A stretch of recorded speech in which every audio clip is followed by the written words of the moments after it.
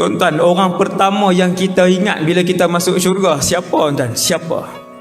Kita fikirkan ayah dan ibu kita. Yang kedua, isteri dan anak-anak kita, ahli keluarga kita.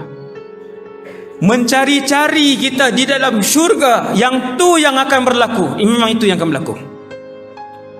Maka bila masuk syurga, kelam kabut kita, hari pertama kelam kabut kita mencari ahli keluarga kita. Apa makna nikmat syurga kalau ibu kita dalam neraka, ayah kita dalam neraka, sedang disiksa oleh para malaikat?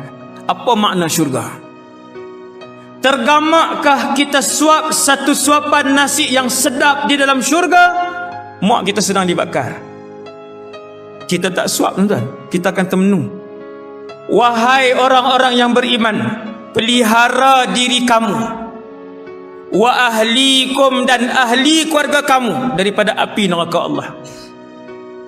Kalau kamu salat, kamu mesti kerah seluruh ahli keluarga kamu untuk salat.